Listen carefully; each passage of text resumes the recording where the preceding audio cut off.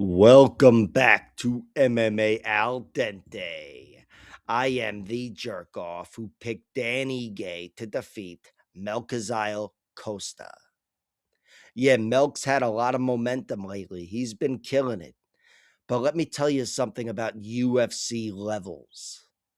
See, on Saturday night, when he runs into Danny Gay, he's going to run into that next level. And he's going to be handed a loss. And as for the bets, my starting point is that Dan Ige cannot be finished. I know that. So I'm going to play the point spread and all kinds of tricky horse shit. But I'm also going to play his money line because Dan Ige is a better class of fighter. There's no such thing as leveling up here in this sport. You're set where you are. This makes sense in 2024. So that's how I'm going to look at it in 2026. Dan Ige is the better fighter.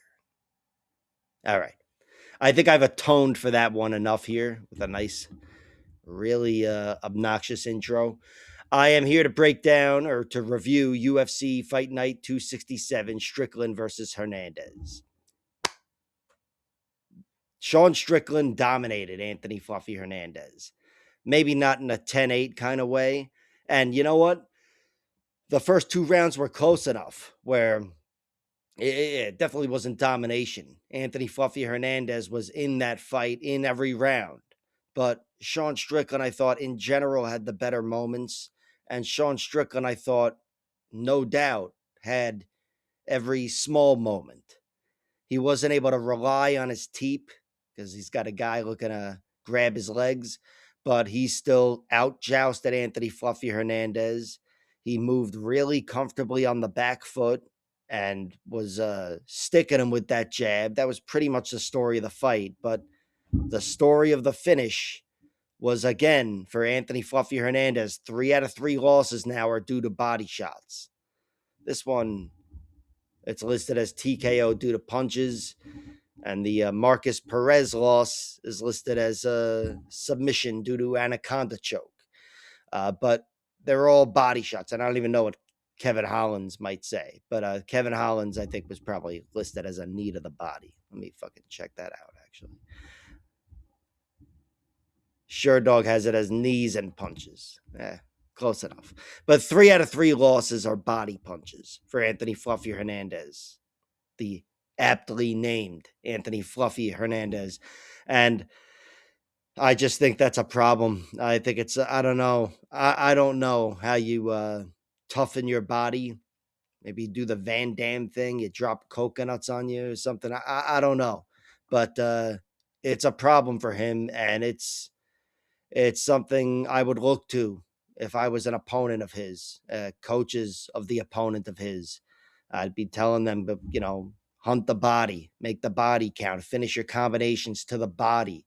And I think it's going to plague him moving forward. Again, 3 out of 3 losses. But Sean Strickland, I really should start talking about him. Sean Strickland looked incredible.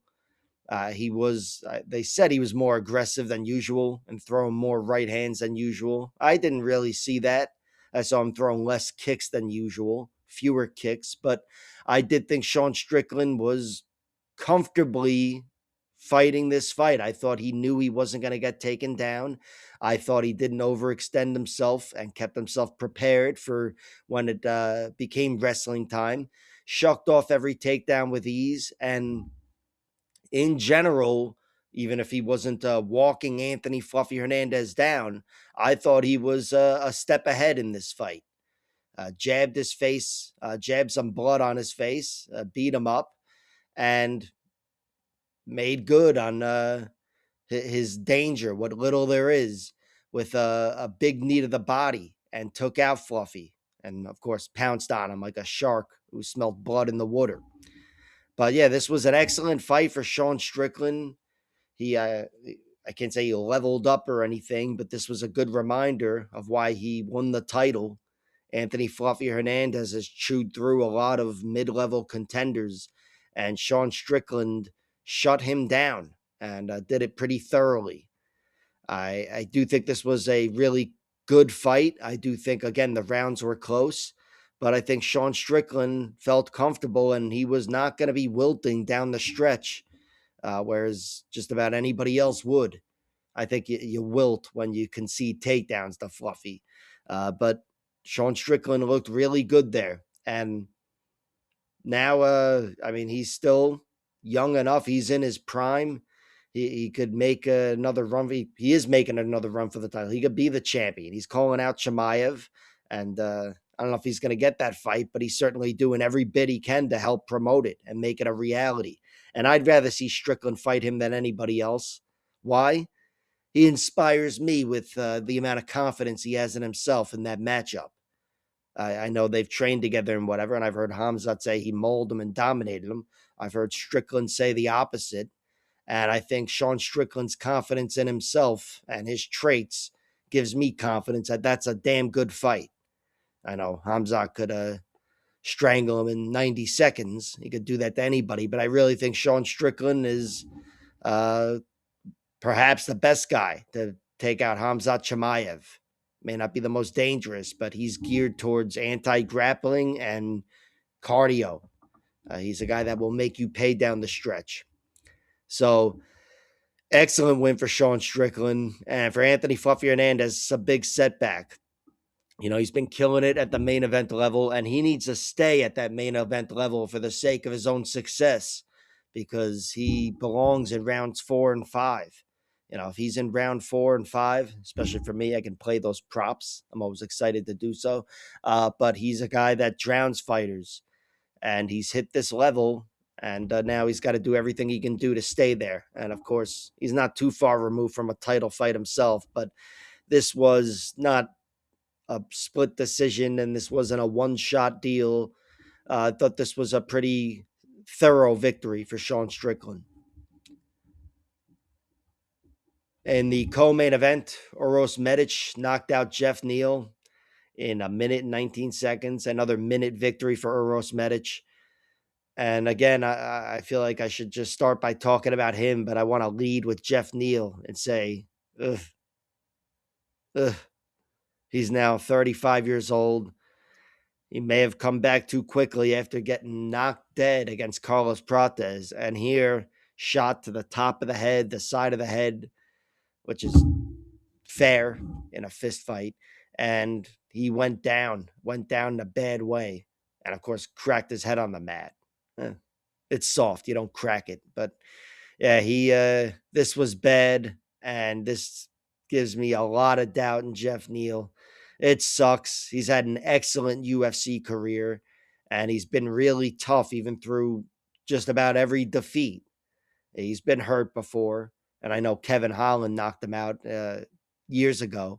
But here, after being pretty damn durable against excellent fighters, he's now been knocked dead in round 1 against Carlos Prates and then we had Melkaziel Costa knocking out Dan Ige. This is just incredible for Melk. This guy has knocked out Morgan Charrier and Dan Ige, two of the most durable guys in the UFC and certainly in the division. Dan being my pick for number 1. As I mentioned in the beginning, seen Dan hurt, seen him mauled, seen him in all kinds of shitty spots. He's got no quit in him, and that was true in this fight. He just got his fucking face broken. And he's always had an excellent chin. But Mel Costa, man, this guy is pretty good at kicking range. This was exceptional for him. A spinning back kick right on the money and then putting away Dan Ige. He showed another level of danger that I didn't know he had. He's been a pretty thorough fighter. I consider him the jack of all trades. Just, if you were to give a fighter traits like a video game, I think I've said this shit before. He's got traits in every direction, stats in every direction, nothing too high, nothing too low. And here he looks like a beast on the feet. This guy's got excellent kicks. He was really frustrating Dan Ige before the finish at kicking range, just not with anything spinning. And of course, the spinning kick that was in punching range. That was really nice, really sharp. And Mel Costa gets the highlight of his career, which I thought he got a few months ago against Morgan Charrier. But yeah, putting away those two guys, especially Mel Costa putting away those two guys, it's just not what I expected. If you told me Morgan Charrier and Dan Ige were both knocked out, in the next few months, I'd be like, what, Josh Emmett? I wouldn't have picked Mel Costa, but this guy's hit another level. And the next time I talk about him, you'll hear me talk with a lot of confidence, like I did not when I was breaking down this fight. And yeah, for Dan Ige, he's older, and this certainly hurt him. But this wasn't a failure of his chin. He just got his fucking face smashed. This was like some Rory McDonald versus Robbie Lawler 2 type of shit, where he just got his face broken. And you could see he was in a lot of pain. He wasn't out or anything. He shelled up, but he was not in the fight. He was waiting for a TKO because his fucking face was broken. So yeah, Dan Ige, hopefully he gets everything repaired. And I know he's still got the fighting spirit. It's a guy that showed up to fight Diego Lopez on 4 hours' notice. But this still was a pivotal loss. Certainly when you look at his record, it's the anomaly. He's been finished now. But Mel Costa, he's fucking surging. And yeah, this guy, I think he's about to level up professionally as well. This was the featured bout, third fight from the top, but I wouldn't be surprised to see him main event a fight night after this. This was a big win. And Dan Ige is a guy who has main evented fight nights. So it's a big name. Sergey Spivak beat Ante Dalia. Thought this was a really good performance from Sergey Spivak. Really good. I thought Ante Dalia would be crowding him with his speed and trying to get off on him right away. But Spivak was comfortably keeping him at bay, jabbing him up like Strickland, jabbing on the back foot.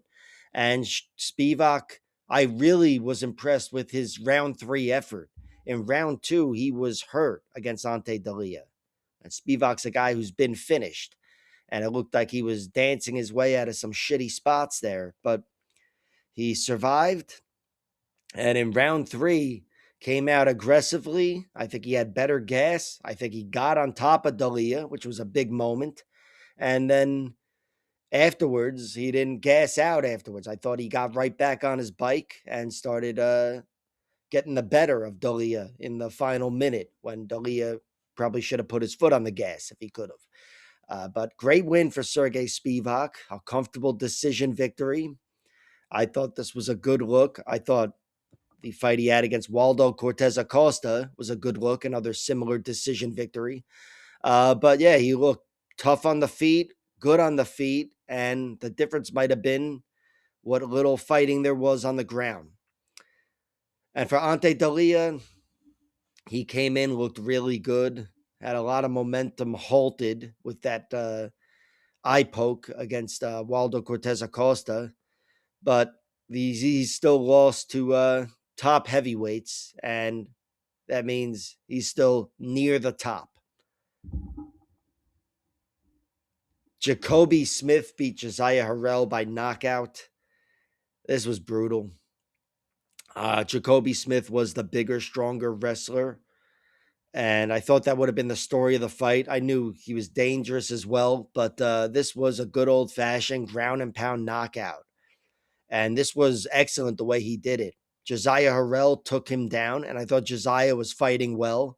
It was obvious to me just from the few little moments on the ground that Josiah had the better jiu-jitsu, and I was betting on that. A few small sprinkles. I was betting on him coming alive down the stretch.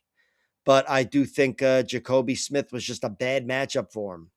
A much more natural welterweight and a much bigger frame, and of course, a style that could be a problem for a guy with that much size, wrestling.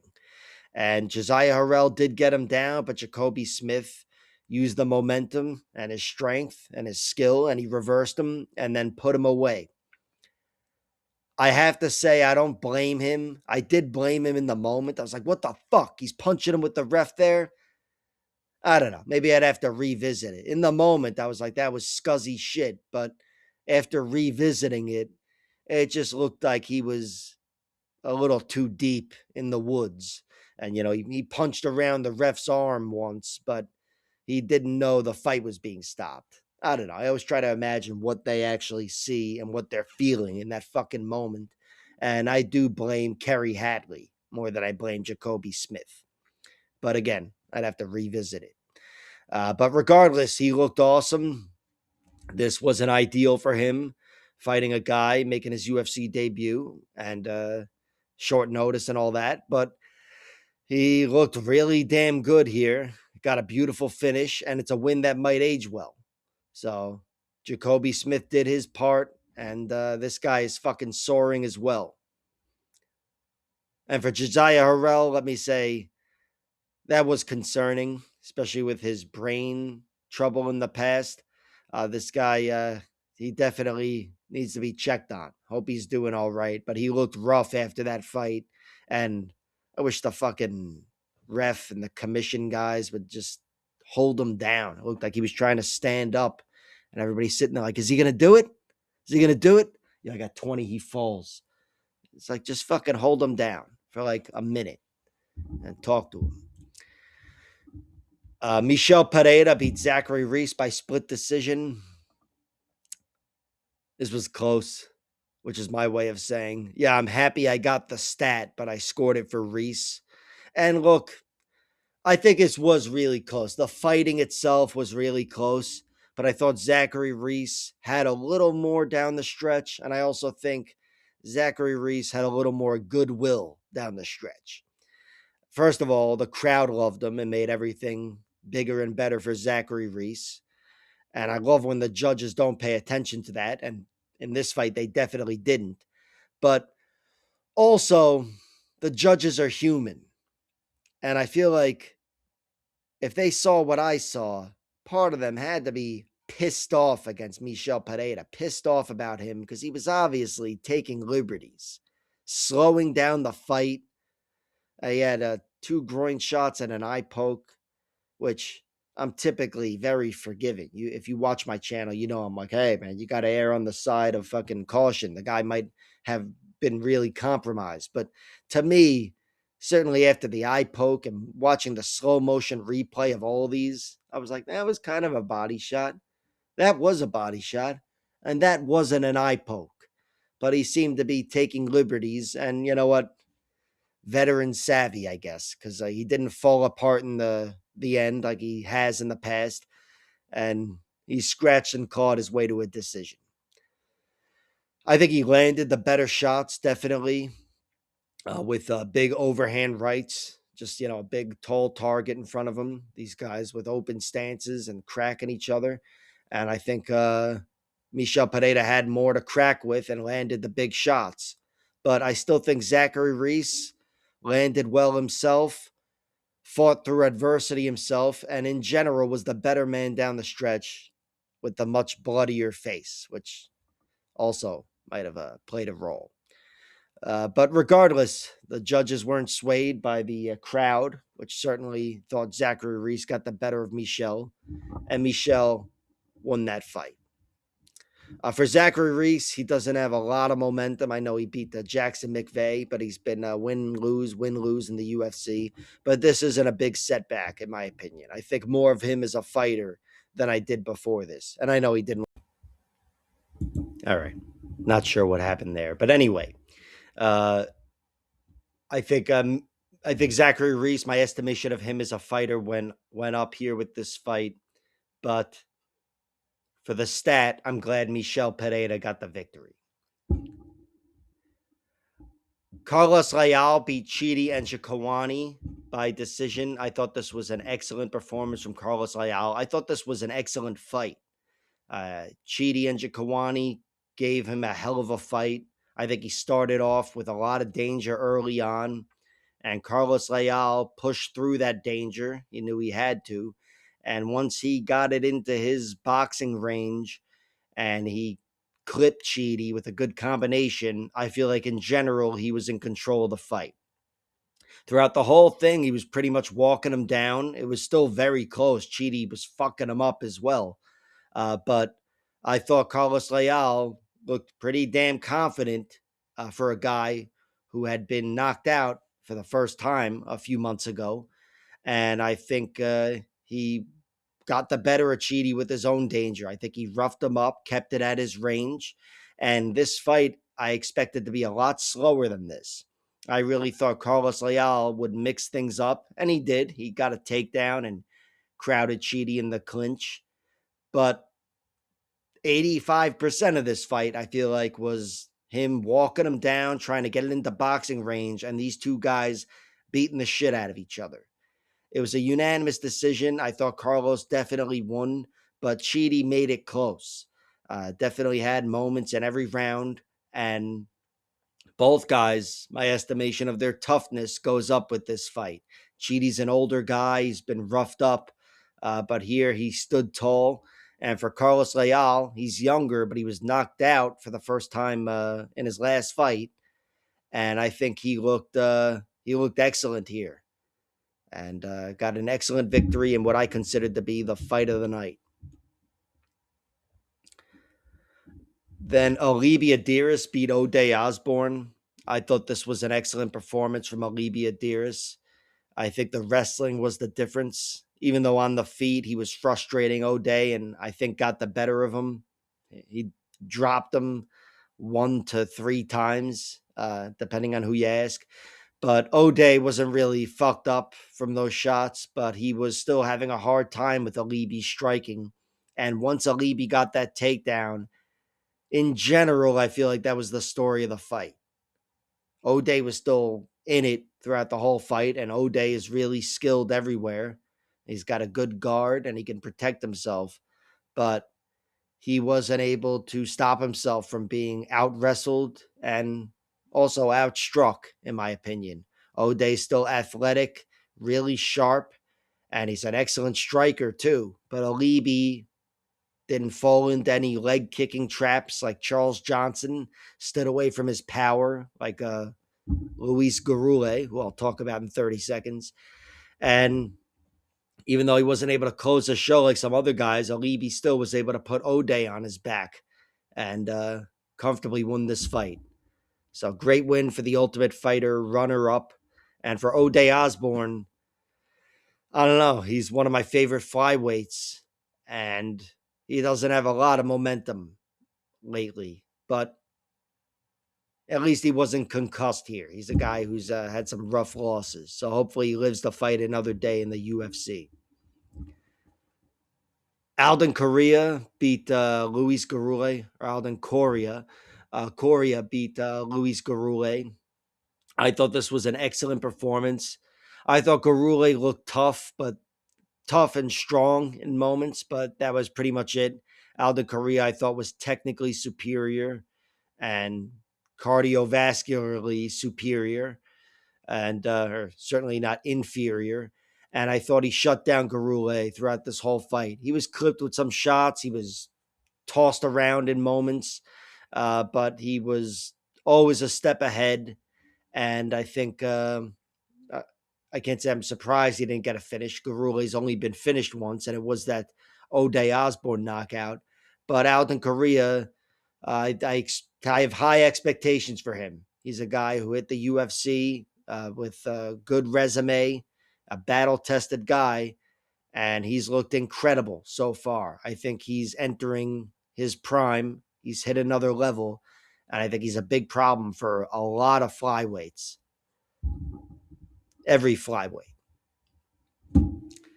Jocelyn Edwards beat Nora Cornale. I thought Jocelyn looked really good again, got another beautiful finish.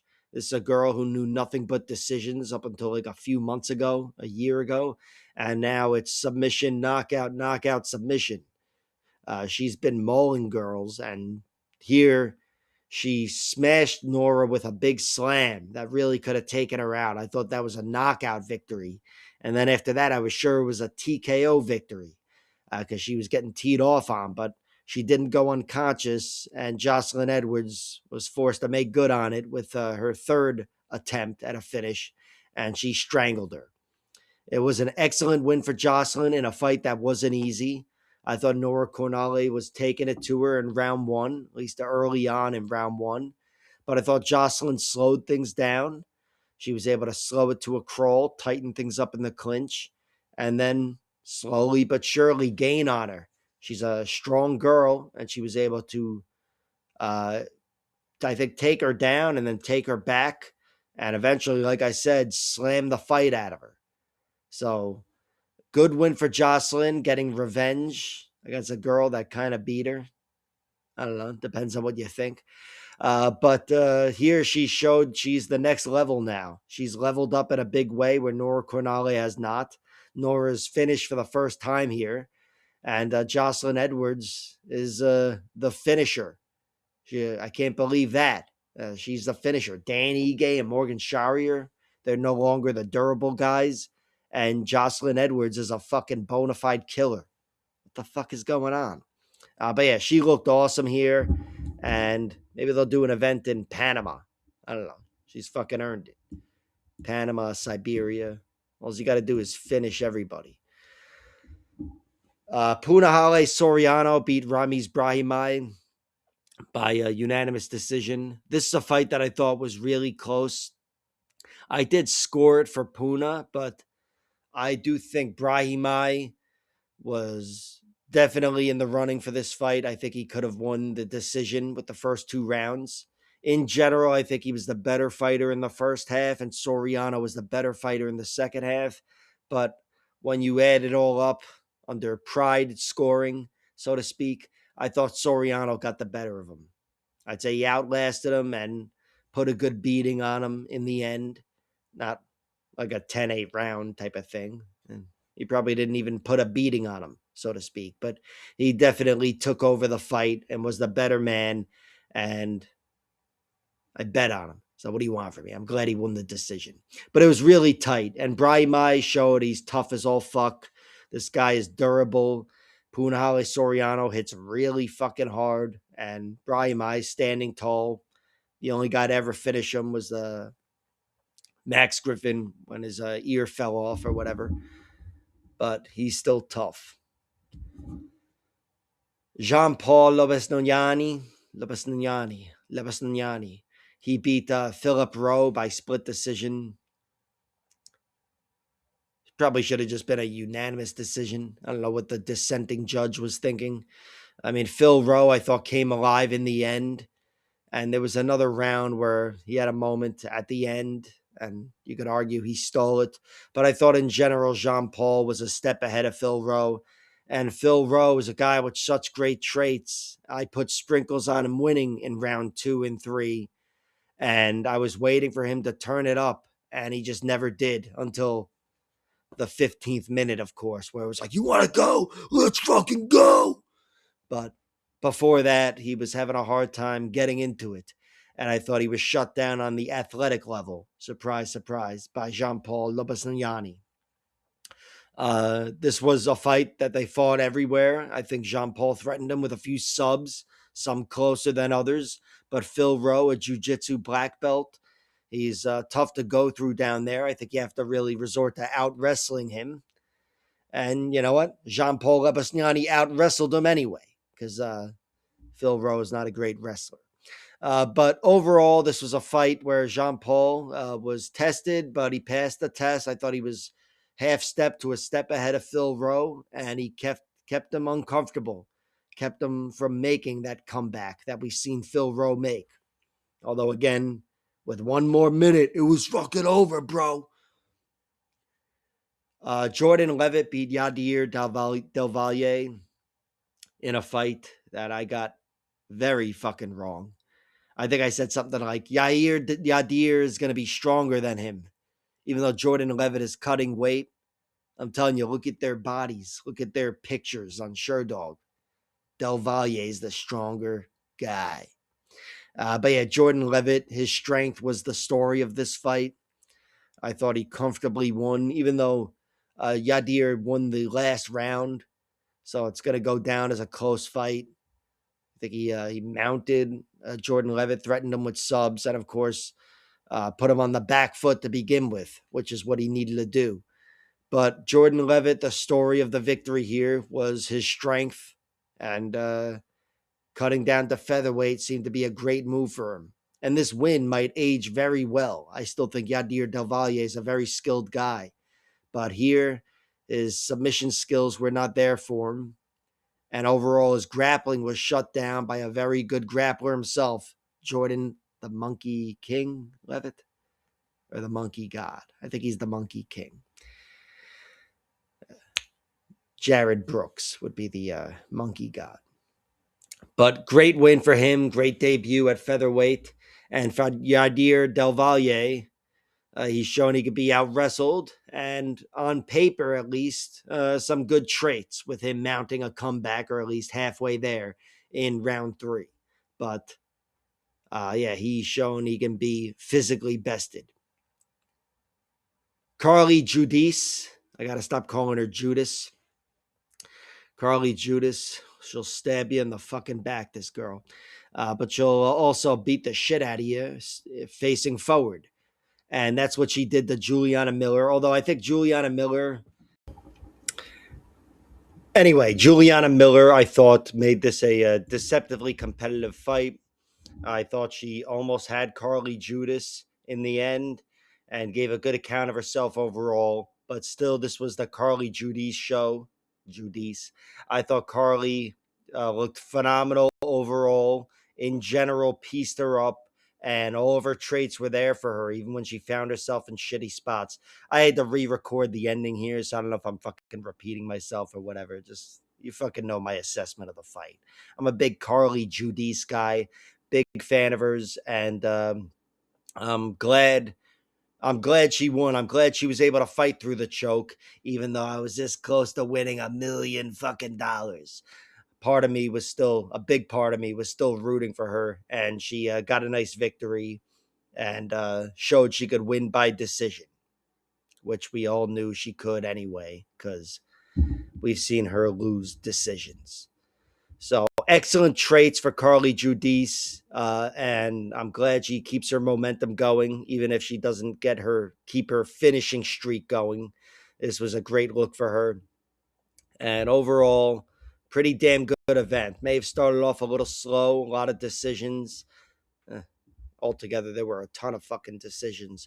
But in the end, we ended on a high note, a bunch of action, guys getting knocked dead, and fucking guys getting finished with body shots and things. So that is it. Like, share, subscribe, all that horse shit. Check out my other videos, like the one I'll be doing very soon, breaking down UFC Mexico, Moreno versus Kavanaugh. All right.